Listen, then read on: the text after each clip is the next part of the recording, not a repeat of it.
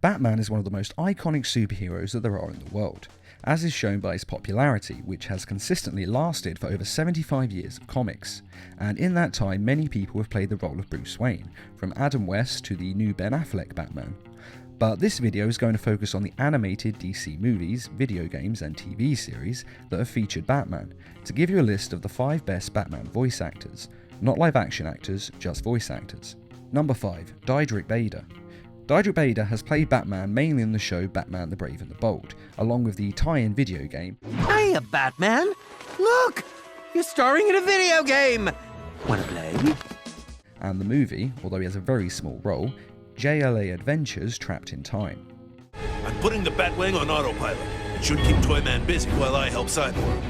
The show Batman the Brave and the Bold is based on the rather corny Silver and Golden Age comics, which are so insane that there is no way the writers weren't smoking something good all the time they were writing them, because that's how the show comes across, as the plots are somewhat camp and rather insane. I always felt Batman was best suited in the role of gritty urban crime detective, but now you guys have him up against Santas and Easter bunnies? I'm sorry, but that's not my Batman.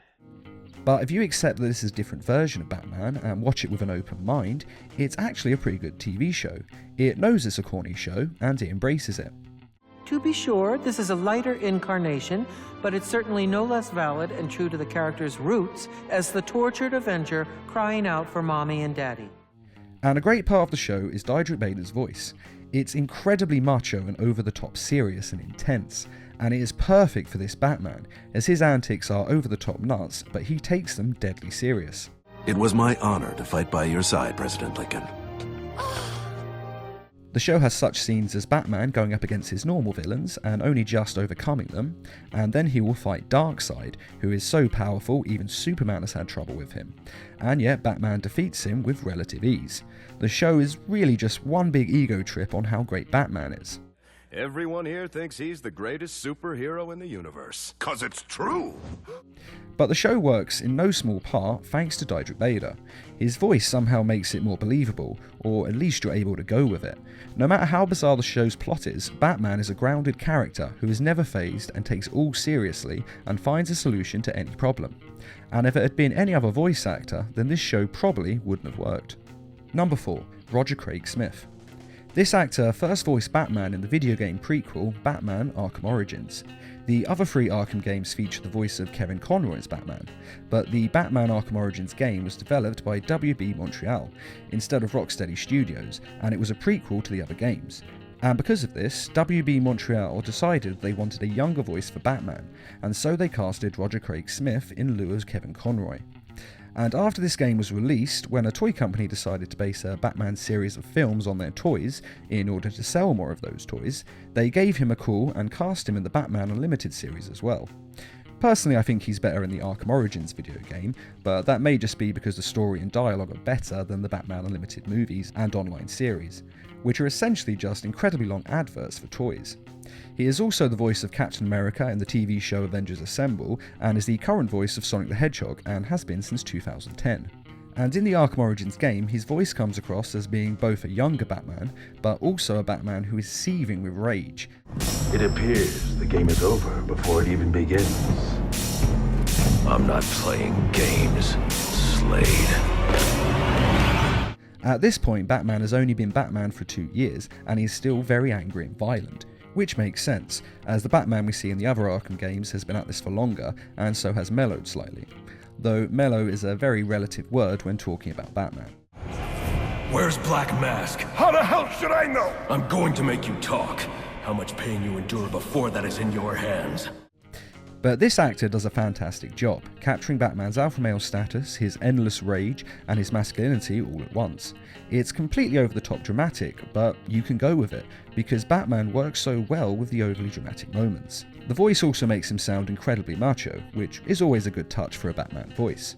With that being said, his Batman voice is great, but his Bruce Wayne voice isn't that much different from his Batman voice.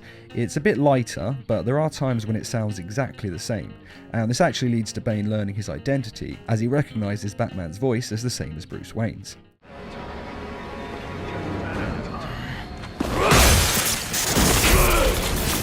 But of course, him recognising the voice is a plot point of the game, so we can't really lay this at the actor's feet.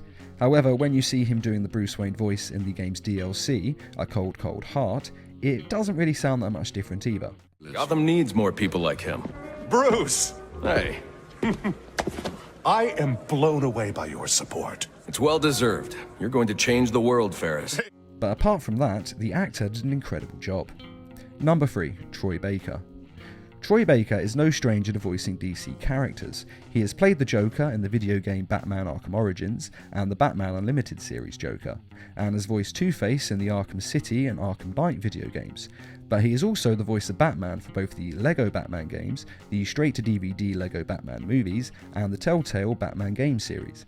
I say the straight-to-DVD LEGO movies because of course the LEGO Batman movie had the voice of Will Arnett.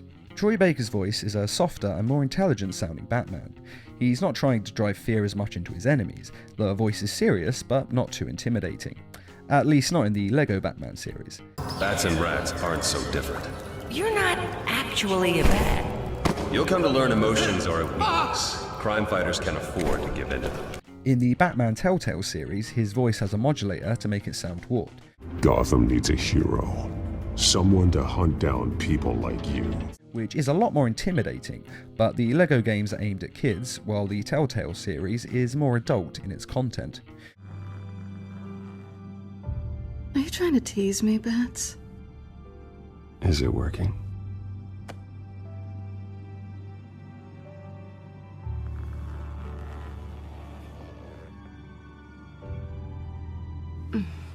This voice modulator is of course following from Ben Affleck using the same modulator for his Batman voice.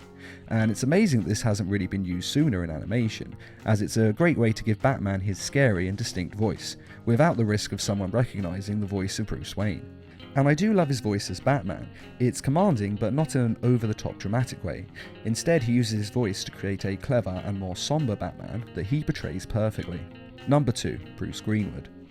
I first came across Bruce Greenwood as the voice of Batman in the film Batman Under the Red Hood, and when I started watching the Young Justice TV series, I quickly realised he was Batman in that as well, which does at first make you wonder if the two universes are linked, but unfortunately they are not, and they are two separate universes.